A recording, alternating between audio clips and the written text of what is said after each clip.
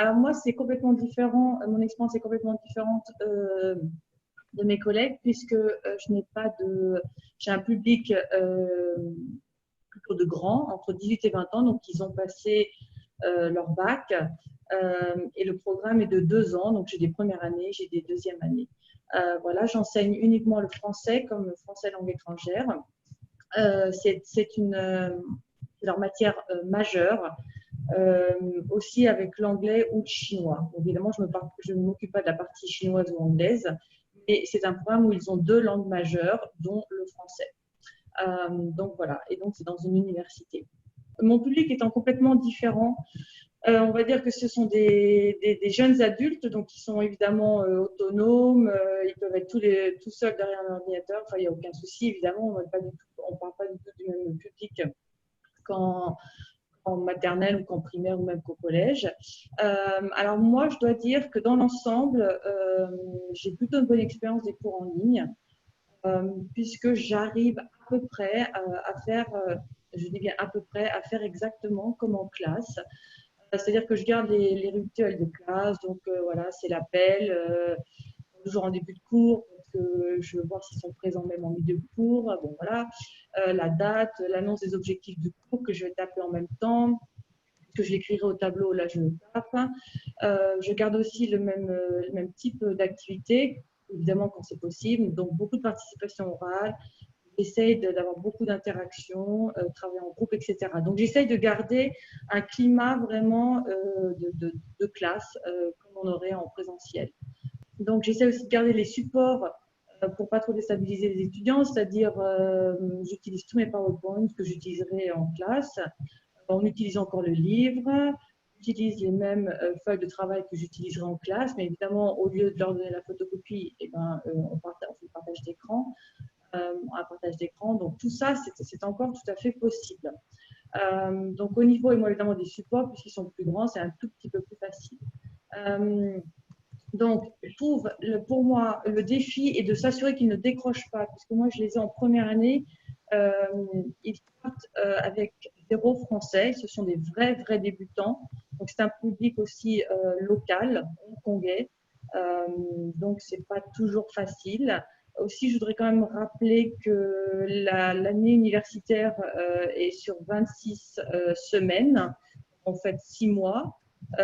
Et que mes premières années jusqu'à maintenant ont eu que 12 semaines en présentiel avec moi, puisqu'en novembre, nous avons eu il y avait plus de cours en présentiel à cause des manifs et ce qui se passait à Hong Kong. Donc, il faut voir aussi un petit peu que depuis novembre, c'est quand même très compliqué. Je les ai revus seulement que 2 semaines depuis novembre. Donc, vous imaginez que j'ai peur qu'ils décrochent. Donc, en fait, je m'assure vraiment que chaque étudiant suit. Je leur demande en permanence, en tout cas très régulièrement, s'ils ont des questions. Ils sont libres de les poser soit à l'écrit, soit à l'oral. Ça peut être dans le public chat ou alors ils mettent leur micro, c'est comme ils veulent. Comme je dis, évidemment, en classe, on voit vite si un étudiant est perdu ou pas. Bon, en ligne, c'est beaucoup plus compliqué, d'accord? Donc, je pense qu'il faut être très vigilant par rapport à ça. C'est pas le fait qu'ils vont aller faire autre chose, quoique ils vont pas aller courir voilà, dans le jardin, ça c'est sûr. Mais il faut s'assurer vraiment qu'ils comprennent ce qui se passe. Mais ça, c'est un vrai défi pour les cours en ligne. Donc, évidemment, mon défi majeur est de garder un maximum une dynamique de classe. Donc, beaucoup d'interactions, même en ligne. Je suis d'ailleurs assez surprise du nombre d'interactions qu'on peut avoir, même en ligne. Donc, je varie un petit peu les pratiques. C'est-à-dire que parfois, je vais les interroger individuellement. Donc, ils vont tous passer. Je prends un nom sur ma liste et voilà. Ils doivent répondre. Donc, ils savent très bien que ça peut arriver. Donc, ça les motive à rester en ligne, hein, à ne pas partir pendant une demi-heure et revenir. Ils savent que je vais les interroger à n'importe quel moment, de façon individuelle. Des fois, je leur laisse librement le choix de répondre ou pas. Bon, voilà, il va y avoir des volontaires. Je suis assez surprise, je dois dire, on a des bonnes surprises. J'ai des étudiants qui sont plutôt réservés en classe et qui, là, avec l'apprentissage en ligne, vont beaucoup plus parler. Donc, c'est assez intéressant, je trouve.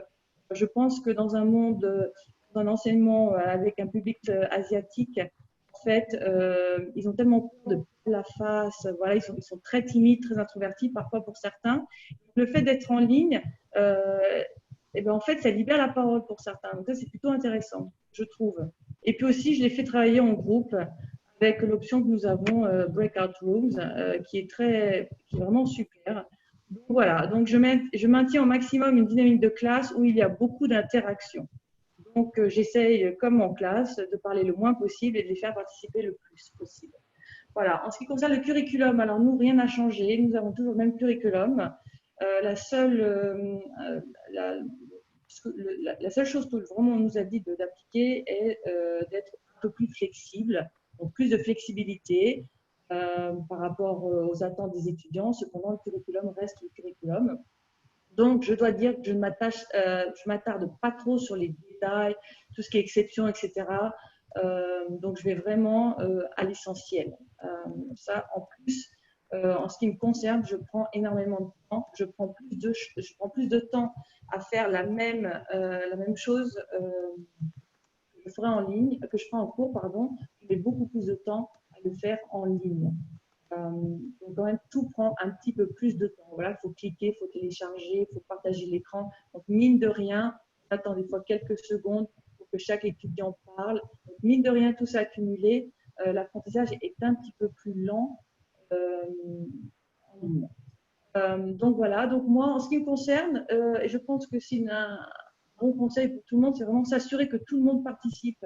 On appelle l'inclusive teaching. Donc voilà, c'est-à-dire que personne ne soit laissé, même en ligne, quoi. C'est-à-dire que tout le monde doit participer et contribuer, même derrière son écran. Voilà, je les encourage énormément et je les remercie énormément quand ils participent ou quand ils prennent la parole. Voilà, c'est des choses que je fais beaucoup. Alors, en ce qui me concerne, je ne sais pas si vous connaissez, donc nous utilisons la plateforme dans mon université, la plateforme Canvas, qui est une plateforme d'apprentissage, une plateforme. Je vous ai mis le lien si ça vous intéresse. Je ne sais pas du tout comment ça se passe. J'imagine qu'il y a quelque chose à payer, une licence à payer ou quelque chose comme ça. Mais nous, c'est ce que nous utilisons. Alors, dans Canvas, alors contrairement à ce que Marie disait tout à l'heure, c'est que nous, tout est dans Canvas. C'est une vraie plateforme d'apprentissage. Donc, tout est dedans. Tout ce qui est les évaluer aussi, on peut créer n'importe quelle évaluation. C'est assez impressionnant. Donc, j'utilisais avant, hein, c'est une plateforme que j'utilise depuis que j'y suis, depuis 5 ans maintenant. Jusqu'à maintenant, honnêtement, je mettais juste les cours ou certains documents en ligne. Et je n'avais pas du tout utilisé Conférence, comme vous pouvez voir sur l'écran. Donc, Conférence qui est comparable à Zoom. Donc, en fait, ce que j'utilise là, je pense, enfin, j'ai utilisé Zoom une fois. J'ai trouvé que c'est très comparable à Conférence. Je continue d'utiliser Conférence qui fait partie de Canvas. Hein. Donc, quand nous avons la plateforme Canvas, il y a tout, il y a assessment, quiz, files, enfin tout ça, il y a vraiment tout. Donc, tout est regroupé dans cette plateforme. Donc, contrairement à mes collègues, c'est quand même très appréciable de tout avoir dans la même plateforme. Et donc, on peut cliquer conférence. Donc, évidemment, si vous n'avez pas Canvas, vous ne pouvez pas cliquer sur conférence, parce que ça fait partie intégrante de la plateforme. Mais cependant, c'est très comparable à Zoom. Donc, en fait, ce que je vais vous dire là, ce que j'utilise, je pense que vous pouvez aussi l'utiliser avec Zoom, avec de petites différences, mais en gros, c'est comme ça. Donc, vraiment, conférence ou Zoom, je pense que c'est très bien pour donner les cours en temps réel. Parce que nous, on nous a demandé de donner chaque cours en temps réel. Donc, j'ai 16 heures de cours, même un petit peu plus, voilà, hebdomadaire. On nous a demandé d'enregistrer tous les cours pour que les étudiants puissent réviser le cours, etc. Alors, nous n'avons pas de problème, évidemment, de tous les enfants qui sont éparpillés dans le monde entier. Bien sûr que non, ils sont hongkongais, donc ils sont tous présents à Hong Kong. Mais ils veulent, je pense aussi, qu'on enregistre pour éventuellement vérifier que nous faisons un bon travail. Donc moi, je vous ai juste mis ce que j'utilise dans Conférence, mais qui est également dans Zoom. Donc j'utilise les listes de présence. On peut, voilà, tout s'affiche, on peut cliquer. On peut voir tout de suite qui est là et on peut sauvegarder la liste de présence, donc ça c'est quand même pas mal. J'utilise Breakout Rooms, c'est pour le travail en groupe, c'est assez extraordinaire, je dois dire. Je ne sais pas si vous connaissez. C'est un outil qui permet de mettre au hasard ou pas. Vous pouvez faire les groupes. Donc, en fait, c'est un outil ça permet juste de mettre les étudiants en groupe en ligne. Donc, chaque groupe, vous allez constituer des groupes automatiquement ou pas. Et vous allez rentrer dans chaque room pour aller écouter, par exemple, quand ils font un jeu de rôle.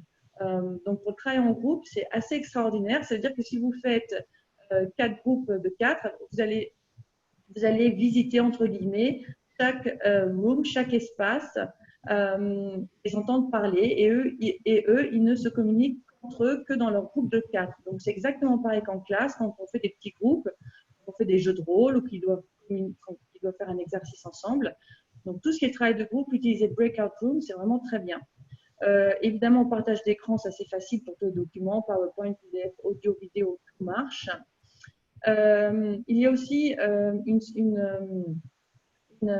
outil assez agréable qui s'appelle Shared Notes en conférence, sinon c'est le whiteboard que vous pouvez sauvegarder pour écrire comme au tableau en classe. Donc ça aussi c'est assez génial, c'est-à-dire que j'écris pratiquement autant qu'en classe, sauf que évidemment je tape, mais c'est quand même incroyable. Ils ont tout.